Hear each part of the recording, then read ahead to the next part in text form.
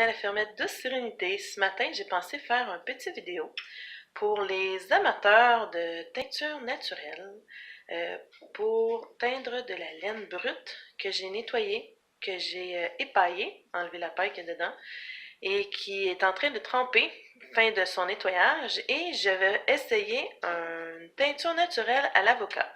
J'ai trouvé que ça pourrait être intéressant pour vous de constater avec moi si je vais réussir ou non. Je pense que je vais réussir.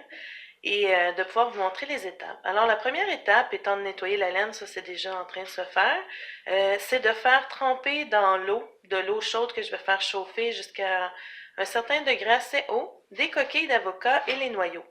Avant de mettre la laine dans le chaudron d'eau qui sera coloré par la suite, je vais devoir faire un mordant à ma laine, donner un mordant à ma laine qui sera fait avec de l'alun et de l'eau chaude. Mais comme j'ai une journée chargée aujourd'hui et que je ne pourrais pas tout faire d'un coup, je vais préparer ma laine plus tard avec le mordant, probablement cet après-midi, pour pouvoir continuer. Mais en attendant, je voulais vous montrer mon eau avant qu'elle commence à être colorée, puis que vous puissiez la voir au fur et à mesure qu'elle va se colorer. Et étonnamment, l'avocat donne du rose foncé, ou des fois ça tire vers le vieux rose. Je vais vous montrer de la laine que j'ai déjà tendue, teindue, je tombe pas la laine, correction, que j'ai teindue, mais sans mordant à l'alun. Vraiment juste comme l'avocat, les noyaux et tout. Puis on va pouvoir constater ensemble la différence. La couleur est déjà belle, mais j'ai hâte de voir si ça va être encore plus intense comme couleur une fois que j'aurai teindu en donnant à ma laine un bon mordant pour que la teinture vienne vraiment saisir et rentrer dans la laine. Alors, je vous montre mon chaudron. Alors, voici mon chaudron avec les pelures d'avocat, les noyaux. Et je vais le laisser chauffer comme ça facilement 1 heure, au moins 1 heure. C'est de 30 minutes à 1 heure qu'on dit. Mais juste pour être certain que la couleur puisse s'en dégager le plus possible. Puisse vraiment tout sortir des coquilles et aller dans l'eau. L'eau va devenir vraiment foncée.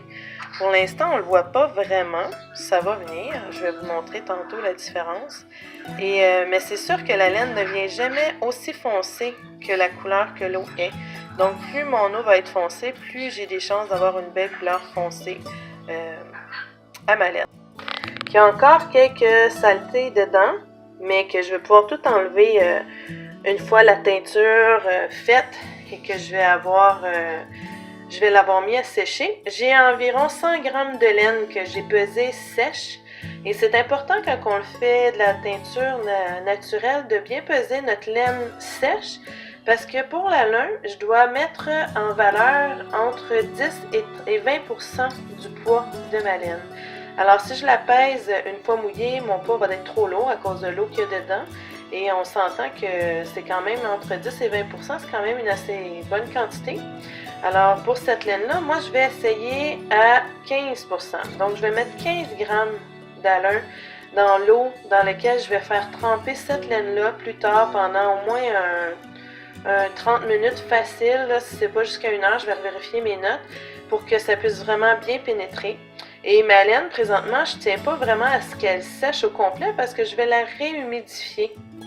Mais je l'ai quand même enlevé de l'eau pour qu'elle puisse prendre une température tempérée et que tantôt, quand je vais dans un chaudron mettre l'alun, de l'eau tiède ou de l'eau froide, je vais mettre ma laine et je vais la refaire chauffer doucement pour pas que ma laine ait un choc drastique thermique qui pourrait la faire feutrer. Si le choc est trop fort, ma laine peut feutrer. Et après tant de travail, on va avoir une belle laine qui va bien se travailler.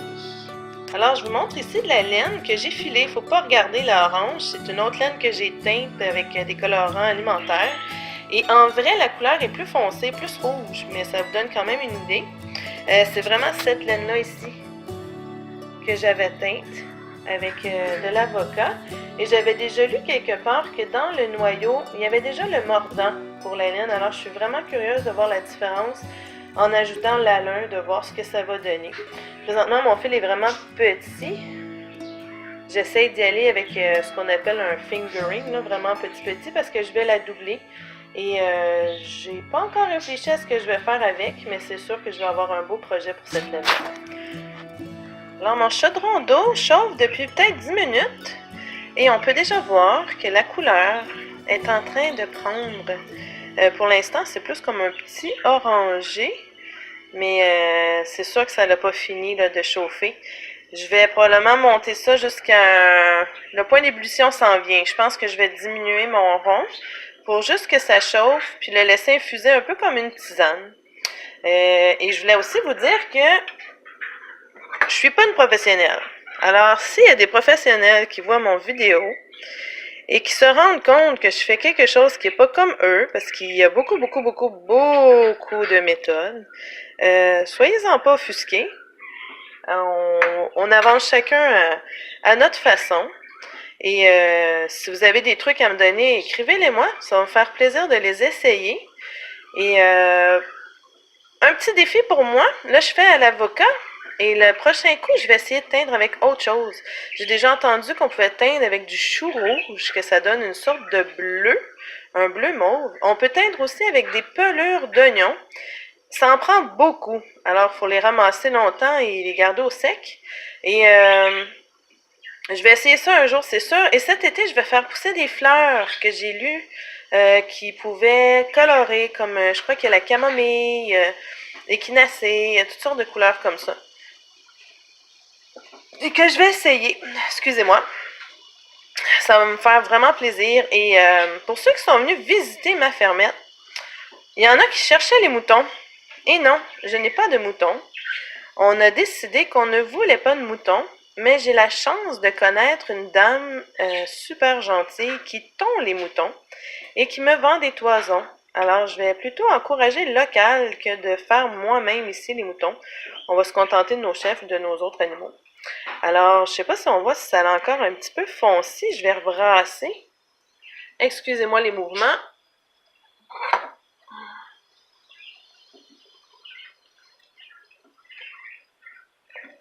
Ouais, avec la buée, on voit pas très bien. Mais là, on voit que c'est un peu comme tantôt, là, que c'est rendu plus orangé. Quand ça va être rendu rouge, je vais vous remontrer. Alors, nous sommes rendus à environ presque 30 minutes de trempage.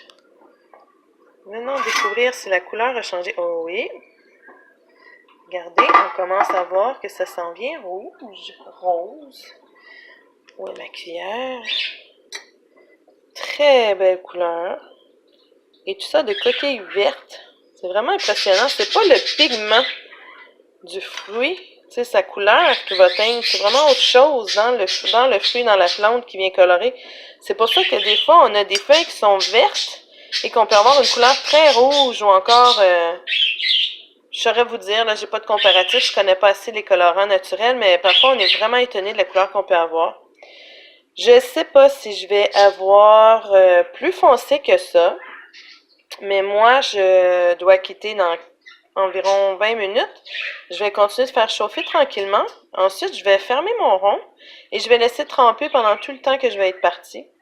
Et je vais filtrer mon eau, c'est certain, parce que j'ai des morceaux. Et oui, je suis paresseuse par moment. Et j'ai pas tout bien nettoyé mes coquilles. Alors, si vous décidez de le faire, peut-être que ce sera une bonne idée de le faire. Mais je vais filtrer mon eau avant de faire tremper ma laine dedans, c'est officiel.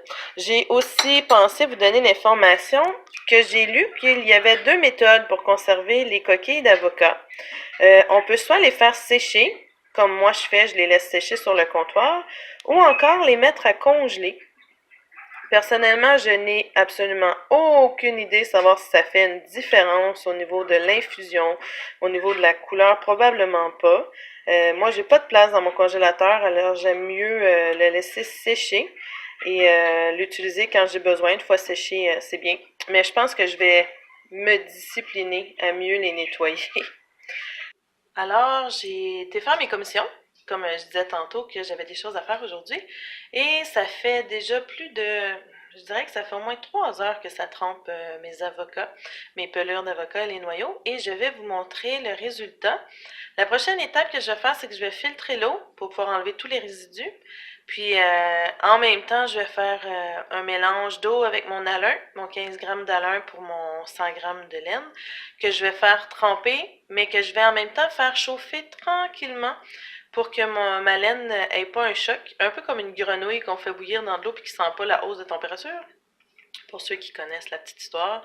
C'est ce que je vais faire. Puis une fois que je vais m'arranger, en fait, ce que je vais faire, c'est que je vais essayer de m'arranger pour que les deux chaudrons soient à la même température, pour qu'une fois que ma demi-heure de trempage avec le mordant, qui est la laine, soit finie, je peux juste tout de suite transférer ma laine dedans le chaudron qui contient l'eau qui est colorée à l'avocat. Puis ensuite, je vais pouvoir constater les résultats, espérer faire sécher ça pour que ça soit sèche demain et commencer à le filer cette semaine pour avoir comparé avec ce que j'ai déjà puis voir les résultats. Alors voici ce qu'il y a dans mon chaudron.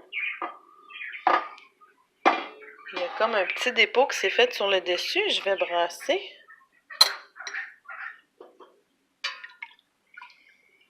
C'est sûr qu'avec le reflet de la lumière, vous le voyez peut-être moins, mais c'est vraiment rendu foncé, là. On voit mes avocats, là, mais je pense pas que... Ah oui, on voit le fond un peu aussi. Mais pour moi, là, ici, là, la couleur là, est vraiment intense, là. Alors, je suis rendue à l'étape de prendre un chaudron et dans lequel j'ai mis le 15 grammes d'alun. Je vais le brancher pour diminuer. C'est comme il faut. Jusqu'à temps que je vais y aller. Comme ça. Et je vais l'immerger le plus possible en essayant de ne pas trop faire de mouvements de frottage et en essayant d'en mettre partout. Présentement, mon eau est froide. Alors, je vais mettre chauffer pas trop fort, que ça y aille doucement. Et pendant ce temps, je vais filtrer mon mélange à teinture et le faire chauffer un petit peu aussi pour avoir les deux à la même température. Alors ma laine est prête. Ça l'a chauffé dans mon livre, ça disait de chauffer à 80 degrés Celsius. Et dans mon chaudron ici, où est-ce qu'il y a l'eau colorée, c'est rendu presque à 80. Je vais essayer de faire un gros moton.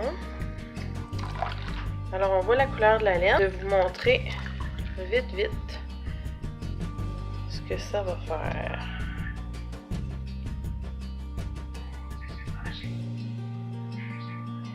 Et dans mon livre, ça disait de laisser tremper environ 45 minutes. Ce que je vais faire, je vais éviter de trop brasser. Juste m'assurer que tout est immergé. Il y a de la place en masse. On voit déjà que la laine prend la couleur. Ça va peut-être sortir orangé, je ne sais pas trop. Des fois, dépendamment du mordant qu'on utilise, ça affecte la couleur. Alors, j'ai essoré ma laine dans une serviette. Je l'ai enroulée, puis là, je pense que vous pouvez voir plus une meilleure idée de la couleur de ce que c'est. C'est rose, mais ça tire sur le orangé un peu. Je suis vraiment curieuse de savoir, une fois cardée et filée, souvent une fois qu'on la file, la couleur foncée, de voir ce que ça va donner. Là, il me reste juste à la faire sécher. Puis, parce qu'on ne carde jamais la laine sans qu'elle soit séchée. Un, ça fait rouiller les pics sur votre brosse à carder ou sur votre cardeuse. Et deux, ça brise la fibre aussi. Alors, dans 24 heures, pour moi, je vais vous montrer le résultat. Ou je vais peut-être faire une autre capsule vidéo, puisque celui-ci, c'était surtout sur la teinture. Je pense que oui, je vais terminer là. Et vous souhaiter une bonne journée, en espérant que vous avez eu un bon visionnement. Et je vais essayer de faire d'autres vidéos de tutoriels, peut-être avec d'autres couleurs ou d'autres fibres ou vous montrer autre chose. Et tout ça à la fermette. Douce sérénité!